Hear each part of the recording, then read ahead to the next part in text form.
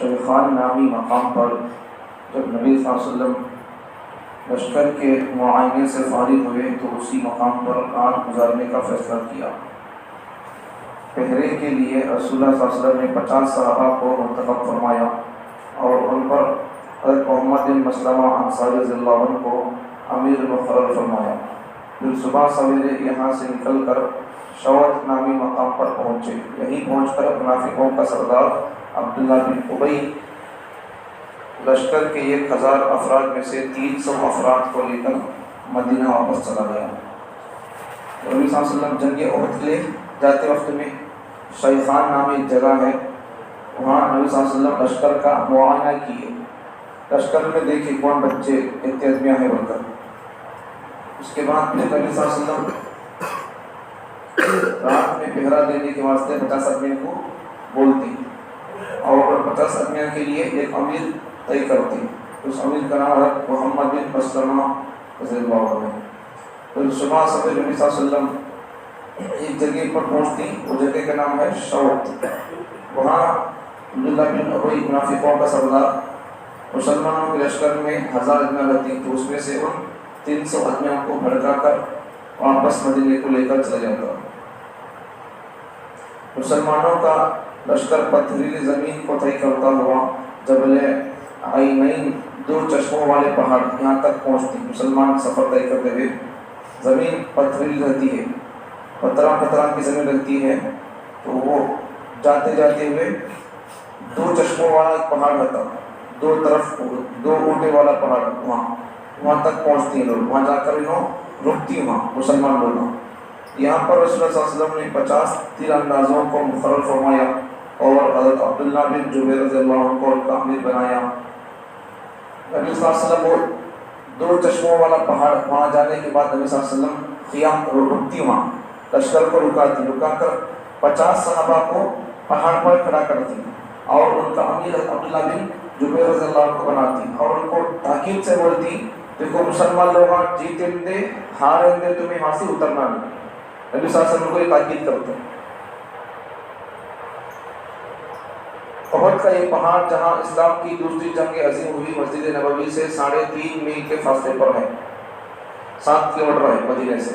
اس پہاڑ کے بارے احد کے پہاڑ، اس پہاڑ کے بارے میں رسول اللہ صلی اللہ علیہ وسلم نے فرمایا یہ وہ پہاڑ ہے جو ہم کو دور رکھتا ہے اور ہم اس کو دور رکھتے ہیں، احد کے پہاڑ۔ تو نبی صلی اللہ علیہ وسلم فرماتے ہیں میں اس سے محبت کرتا ہوں، یہ مجھ سے محبت کرتا ہے۔ ادھر مکے کے مشرکین کا لشکر پہلے وادی عتیق سے گزرا اور احد کے پہاڑ کے قریب عینین نامی ایک مقام پر وادی خنات کے کنارے ایک جگہ پر پڑاؤ ڈال دیا۔ اس لشکر کا سپہ سالار ابو سفیان تھا۔ تو کافر لوگ بھی مسلمانوں کے قریب میں، مسلمان جس چشمے والے پہاڑ کے پاس کھڑکا ہے اس کے قریب میں کافر لوگ بھی کھڑکا ہے۔ اب کافروں کے لشکر کے امیر ابو سفیان، ابھی ابو سفیان اسلام قبول نہیں کیے۔ دونوں فوجیں ایک دوسرے سے قریب آ گئیں۔ قریش کی عورتوں نے کافروں کے لشکر میں گھوم کر اور دف بجا کر خوب جوش دلایا اور لڑائی کے لیے اپنی فوج کو بھڑکایا۔ اس کے بعد دونوں فوجیں بالکل آمنے سامنے ہو گئیں اور لڑائی کا معاملہ شروع ہو گیا۔ کافروں کی فوج میں کافروں کی عورتیں بھی تھیں، تقریباً 15 عورتیں تھیں۔ کافر لوگوں کو ان کو جوش دلایا، جذبہ دلایا، ان کو بھڑکایا مسلمانوں سے لڑنے پر۔ اس کے بعد کیا ہوتا ہے، ایک مسلمان آدمی ایک کافر آدمی، دونوں سامنے آنا، دونوں لڑنا، مقابلہ کرنا، ویسا ایک کر کو ویسا لڑائی شروع ہوتی ہے۔ تو قریش کا علمبردار طلحہ بن ابی طلحہ مقابلے کے لیے آیا، کافروں کا آدمی، اور مسلمانوں کو مقابلے کے لیے للکارا۔ کافروں کا آدمی آ کر مسلمانوں کو بولتا ہے کیا کون تو دیکھ لینے واسطے لڑنے واسطے اپنی پہلوان ہے کیا مجھے بولتا ہے، کافروں کا آدمی آ کر بولتا ہے۔ حضرت علی رضی اللہ عنہ نے پہلے ہی وار میں اس کا پیر کاٹ دیا۔ علی رضی اللہ عنہ نے پہلے جا کر کیا کیے، اس کا پاؤں کاٹ دیے۔ دوسرے وار میں اس کے سر کے 2 ٹکڑے کر دیے۔ رسول اللہ صلی اللہ علیہ وسلم نے اللہ اکبر کا نعرہ بلند کیا۔ جب کافر مر گیا، مار دیے اسے، تو نبی صلی اللہ علیہ وسلم اللہ اکبر نعرہ تکبیر کو اللہ کی یاد کی۔ سارے ہی مسلمانوں نے نعرہ تکبیر بلند کیا، اللہ اکبر کو۔ پھر قریش کے جھنڈے کو عثمان بن طلحہ نے آگے بڑھ کر سنبھالا، تو تو وہ آدمی مر گیا، طلحہ بن ابی طلحہ. اس کے بعد پھر اور ایک آدمی عثمان بن ابی طلحہ، یہ آدمی کافروں کا جھنڈا لے کر آگے بڑھتا. حضرت امیر حمزہ رضی اللہ عنہ نے پلک جھپکتے ہی ایسا حملہ کیا اس کے دونوں ہاتھ کٹ گئے. تو عثمان بن طلحہ یہ آدمی کافروں کی طرف سے آیا، مسلمانوں کی طرف سے اس سے ٹکر لینے کے لیے حضرت حمزہ رضی اللہ عنہ نبی کے چچا آئے اور اس کو دیکھتے ہی دیکھتے سیکنڈ کے اندر اس کے ہاتھوں پر حضرت حمزہ رضی اللہ عنہ کاٹ دیے. طلحہ کے بیٹے ابو سعد نے پرچم اٹھایا. ابو عثمان بن ابی طلحہ کے بعد اس کا بیٹا ابو سعد نے پرچم کافروں کا جھنڈا لیا ہاتھ میں اور فضا میں ایسا ہوا میں ایسا جھنڈا ہلاتا ہوا لہرانے لگا. تو حضرت سعد بن ابی وقاص رضی اللہ عنہ نے دور ہی سے نیزہ پھینکا جو حلق چھید کر نکل گیا اور وہ زمین پر گر پڑا. تو یہ ابو سعد نام کا یہ کافر آدمی کافروں کی طرف سے آ کر جھنڈا اٹھا کر بولنے لگا. جھنڈا اٹھایا تو مسلمانوں کے لشکر میں سے ایک صحابی صاحب بن ابی وقاص رضی اللہ عنہ دور سے کیا کری انہوں برچہ لے کر تیر لے کر کیا کری وہاں سے چلو زور سے پھینکی اسے اور اس کے گلے کو چیرتا ہوا وہ نیزہ چلے گیا. اس کے بعد مسلمان مصافح بن طلحہ نے جھنڈا اپنے ہاتھ میں لیا تو حضرت عاصم بن ثابت نے اس کا کام تمام کر دیا. تو ایسا پہلے ایک مسلمان آدمی کافر آدمی ایسا ایک کر کو جنگ ہوئی 20 پر 2 لوگوں تک ایسا لڑے سنگل. بعد میں پھر 20 پر 2 لوگوں کے بعد میں پھر سب آپس میں انہوں آپس میں ایک دوسرے مل کر لڑتے ہیں. عورتیں دامن اٹھانے مسلمان ایک دم جوش جذبے میں آ کر کافروں سے لڑنے لگے. کافروں کا لشکر 3000 کا ہے، مسلمانوں کا لشکر 1000 تھا. اس میں سے 300 عبداللہ بن ابی منافقوں کا سردار 300 آدمیوں کو بھڑکا کر لے کر چلے گئے. تو مسلمان 700 آدمیاں ہیں لیکن کافر لوگ ان سے ڈبل ٹربل ہے، 1000 ہے 3000 ہے. تو پھر بھی مسلمان لوگ جب جوش جذبے سے کافروں سے لڑنے لگے ان کو مارنے لگے تو کافروں کی عورتیں دامن اٹھا کر ایسا بھاگنے لگی، ان کی پٹیاں تک نظر آنے لگی. مطلب کیا ہے کہ انہوں بھاگنے لگے، عورتیں دامن اٹھائے بھاگ رہی تھیں اور مشرکین کی فوج کی ہمت جواب دے چکی تھی، ڈر کو بھاگنا شروع کر دی. آخر میں اس جھنڈے کو ایک عورت نے سیدھا کیا. پھر مشرکین میں ایک نیا جوش پیدا ہوا اور ایک عورت وہ کافروں کا جھنڈا لے کر کافروں کو بھڑکانے لگی. سب اس کے اطراف جمع ہو گئے. پھر عام جنگ کا آغاز ہوا. امیر حمزہ رضی اللہ عنہ، حضرت علی رضی اللہ عنہ، حضرت زبیر، حضرت ابو بکر، حضرت عمر، حضرت سعد بن ربیع، حضرت سعد بن معاذ، حضرت سعد بن عبادہ، حضرت عبد الرحمن بن جہش، حضرت مصعب بن عمیر، حضرت ابو دجانہ، حضرت سعد بن وقاص، حضرت طلحہ بن عبید اللہ وغیرہ دشمنوں کی صفوں میں پوری ہمت اور جرأت اور بے باکی کے ساتھ گھس پڑے اور ڈٹ کر مقابلہ کرتے رہے. یہ سب صحابہ کافروں کے لشکر میں گھس کر ہمت کے ساتھ ان کو مارنے لگے. ابتدا میں مسلمانوں نے دشمن کو شکست دے دی. شروع میں کیا ہو گیا، مسلمان لوگ کافروں کو ہرا ڈالی. لیکن بعد میں کیا ہو گیا، مسلمان جوش سے لڑ رہے تو کافر لوگ ڈر کو میدان چھوڑ کو بھاگنا شروع کر لیے. اس کے بعد اب شروع میں نبی صلی اللہ علیہ وسلم کیا کری، 50 صحابہ کو پہاڑ پر کھڑا کرے تھے. ان کو پہلے کیا بولی، مسلمان جیتیں دے ہاریں دے تمہیں وہاں سے اترنا نہیں. اب مسلمانوں سے ذرا کوتاہی ہو گئی، نبی صلی اللہ علیہ وسلم کی بات سمجھنے میں ذرا اختلاف ہو گیا. بعض بولنے لگے صحابہ نبی صلی اللہ علیہ وسلم ہمیں جیتے تک کہا ہم کو بولے سو اب مسلمان جیت گئی نہیں کیا، کافراں میدان چھوڑ کو بھاگتی ہیں، ہمیں مسلمان جیت سکا جب وہ اتر کو چنگیا کو بولتی ہیں. بعض نے کیا بولتی، نبی کی نافرمانی صحابہ نہیں کر رہی ہیں، نبی کی بات سمجھنے میں ایک دوسرے کی رائے الگ الگ ہے. بعض نے کیا بولتی، نبی صلی اللہ علیہ وسلم جو بولے نہیں کہ ہمارے کھڑو بول کو جیتے تک بولے سو اب میں جیت گئی ہوں جیت سکا چلو، کافراں بھاگتی کا مطلب کیا ہے، میں جیت گئی جنگی چلو نیچے کو بولتی. بعض صحابہ کیا بولتی، نبی ہمارے یہاں ٹہرا بولے نہیں کیا، اس کا مطلب کیا ہے، مسلمان ہمیں جیتے دے بھی ہاں چلنا، ہمیں ہار گئے تو بھی ہاں چلنا، نبی صلی اللہ علیہ وسلم بولتے ہیں. آگے دوسری کتابوں میں ہے، سیرت کی کتابوں میں نبی صلی اللہ علیہ وسلم کیا بولتے ہیں، دیکھو تمہیں 50 لوگ مسلمانوں سلطنیں مر گئیں، ان کے کفے چیلا آ کر گوشت کھاتی ہیں، تب بھی تمہیں ہاں سے اتر کو آنا نہیں، اتنا تک تاکید کر کے بولتی ہیں. اب مسلمان لوگ نبی صلی اللہ علیہ وسلم کی بات سمجھنے میں ذرا الگ رائے الگ الگ ہوتی ہے دوسروں ایک دوسرے کی. تو مسلمان بعض صحابہ اکثر وہاں سے 50 میں سے تقریباً 40 تک کے لوگ پہاڑ اتر کو آ جاتے ہیں، کچھ لوگ پہاڑ پر رہتی ہیں. اب دشمن لوگ بھاگتے سے لوگ کیا کرتی، یہ پہاڑ کے اس پیچھے سے آپ کو حملہ کرتی ہیں. بعض لوگ پہاڑ کے پیچھے سے آپ کو ان کے اوپر حملہ کرتی ہیں.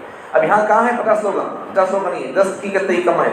اب بلہ کے لوگ مسلمان یہاں آ کر ہے، اب پیر پلٹ کو بھاگ کے سو کافر لوگ بھی پیچھے پھر کوئی لوگ حملہ کرتی ہے. وہاں پہاڑ کے پیچھے سے کافر لوگ آئے اور پھر یہاں بھاگتے ہوئے کافر بھی پیچھے بھٹ کو آتی ہے. اب ایک دم کافر لوگ مسلمان پر حملہ کرنے سے مسلمان لوگ ان کے چالاکی کو اور ان کی ایک دم حملہ کرنے کو سمجھ نہیں سکتے، مسلمانوں کا بہت سارا نقصان ہو جاتا ہے، حتیٰ کہ نبی صلی اللہ علیہ وسلم کو بھی ایک جنگ میں نقصان اور زخمی ہونا پڑتا ہے۔ نبی صلی اللہ علیہ وسلم کے دانتاں ٹوٹ جاتی، یہاں نبی کو پیشانی کو مار لگتا، ایک کافر نبی صلی اللہ علیہ وسلم کو پتھر پھینکتا آ گیا تھا دیکھو، یہاں تک کہ رسول اللہ صلی اللہ علیہ وسلم کے پاس صرف 12 صحابہ باقی رہ گئے، جن میں سے چند یہ ہیں سب صحابہ الگ الگ ہو گئے، حتیٰ کہ اس میں کیا نبی صلی اللہ علیہ وسلم کا بھی انتقال ہوگا تو ان کو کافر لوگوں نے سب دل دی بات، اب نبی صلی اللہ علیہ وسلم کا انتقال ہوگا تو صحابہ کو کہاں برداشت ہوتا، صحابہ ہمت توڑنے لگے، اور نبی نے تو ہمیں کیا لگنا، تو وہ ٹھنڈے پڑ گئے آ گیا تھا دیکھو۔ تو نبی صلی اللہ علیہ وسلم کے پاس صرف 12 صحابہ تھے، ابو بکر، عمر، علی، عبد الرحمن بن عوف، سعد بن وقاص، طلحہ بن عبید اللہ، حضرت زبیر بن عوام، حضرت ابو عبیدہ بن الجراح، یہ صحابہ نبی کے ساتھ تھے، بقیہ پورے صحابہ بکھر گئے۔ اب دشمن کی فوج نے رسول اللہ صلی اللہ علیہ وسلم پر پتھر پھینکے، ابن قمیہ کے پتھر سے، ایک دشمن تھا ابن قمیہ، اس کے پتھر سے نبی صلی اللہ علیہ وسلم کی پیشانی زخمی ہو گئی، پتھر لے کر نبی کو مارا، نبی کی پیشانی کو مار لگا، خون آنے لگا یہاں سے پیشانی سے، اور ابن ہشام کے پتھر سے، اور ایک دشمن ابن ہشام ان پتھر پہ کیا بازو زخمی ہو گئے، نبی صلی اللہ علیہ وسلم کے کاندھے زخمی ہو گئے، اور عتبہ کے پتھر سے، اور ایک دشمن عتبہ، ان پتھر پھینک نبی صلی اللہ علیہ وسلم پر، آپ کے چاروں دانت شہید ہو گئے، پتھر نبی صلی اللہ علیہ وسلم پر کو ماریا تو نبی صلی اللہ علیہ وسلم کے دانت نہیں کیا، چار دانت نبی صلی اللہ علیہ وسلم کے ٹوٹ گئے، اور آپ صلی اللہ علیہ وسلم ایک غار میں گر پڑے، اب نبی صلی اللہ علیہ وسلم کو یہاں مار لگا، ہاتھوں کو مار لگا، خون آتا ہے، دانت کو مار لگا، تب چکر آ نبی صلی اللہ علیہ وسلم نے کیا جگہ پر غار میں گروہے میں جا کر جگہ پر گر گئی نبی صلی اللہ علیہ وسلم۔ میدان جنگ میں یہ افواہ پھیل گئی کہ رسول اللہ صلی اللہ علیہ وسلم شہید ہو گئے، اب نبی صلی اللہ علیہ وسلم کو مار لگ کو چکر آ کو کہ نبی صلی اللہ علیہ وسلم جگہ گھڑے میں گر گئے، تو جنگ میں فوج میں کیا بات پھیل گئی، تمہارے نبی انتقال ہو گئی، مر گئی کا قبول کو، ایسا چھوٹی بات پھیل گئی۔ حضرت امیر حمزہ رضی اللہ عنہ کی طرف حبشی غلام وحشی نے ایک نیزہ پھینکا، اب ہندا ابو سفیان کی بیوی نے کیا کی، یہ عورت بعد میں اسلام قبول کر دی لوگی، تو یہ عورت وحشی کو کیا بولتی ہے، تمہیں اگر حمزہ کو مار کر آیا تو تجھے وہیں پیسے دے دوں اور تجھے وہیں آزاد کر دوں کو بولتی عورت۔ تو بعد میں وہ وحشی غلام حبشی کا وہ حضرت حمزہ رضی اللہ نبی کے چچا کو ان کو دور سے نیزہ لے کو مارتا، نیزے سے مارتا، پھینکتا، حمزہ رضی اللہ عنہ سے ان کو جسم پر سوراخ پڑ جاتا، چھید کر چلا گیا۔ حضرت حمزہ رضی اللہ عنہ نے پیچھا اس کو مارنے کے واسطے حضرت حمزہ رضی اللہ عنہ سے پیچھے بھی کرتے، لیکن جسم میں طاقت نہ ہو بڑوں گر جاتے، مگر لڑکھڑا کر گر پڑے اور اٹھ نہ سکے، جب دم توڑ چکے تو وحشی قریب پہنچا، اب جب انہوں ڈھال سکتے نہیں، طاقت نہ ہو گر گئی، انہوں مار لگ کو ان کو پیٹ میں گیٹ میں، تو اس وقت وہ حبشی کا غلام وحشی پیچھے کو آپ کو ان کی آنکھیاں، ان کی ناک، ان کا کلیجہ سب چیر کو، کلیجہ بھی لے کو چل جاتا، لے جا کو اس کی جو یجمان ہے وہ وحشی کے غلام، اس کی غلام اس کی آقا کو لے جا کر ہندا کو، تو انہوں نے کیا حضرت حمزہ رضی اللہ عنہ کے جسم کے ٹکڑوں سے ان ہار بناتی یا اسے ان کلیجے کو بھی چباتی۔ دیکھو وحشی قریب پہنچا اور پیٹ کاٹ کر جگر نکالا، کلیجہ، اور ابو سفیان کی بیوی ہندا کے سامنے پیش کیا، دل نکال کو اس نے جگر لے کر چبا ڈالا اور وحشی کو انعام میں جسم کا زیور پیش کیا۔ حضرت حمزہ رضی اللہ عنہ کا جگر دل لینے کا نکال کو ہندا چبئی منہ میں، اور پھر ان کے جسم کے ٹکڑوں کا ہار بنائے، تو وہ وحشی کے غلام نے کیا ان کے جسم ان کے اس میں ڈال دی ہار گلے میں، اور وعدہ کیا کہ مکہ پہنچ کر 10,000 درہم دے گی۔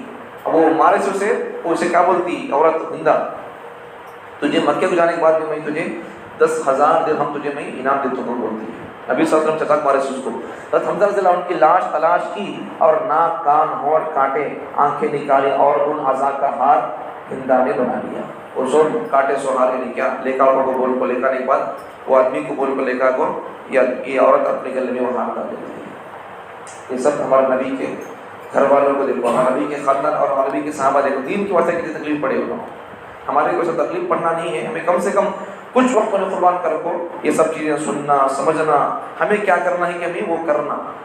اللہ تعالیٰ ہم تمام کو دین کے لیے کچھ وقت، اپنی تربیت اور اصلاح کے لیے، آخرت میں کامیاب ہونے کے لیے، دین سیکھنے کے لیے اپنا کچھ وقت فارغ کرنے کی توفیق عطا فرمائے۔ سبحان اللہ۔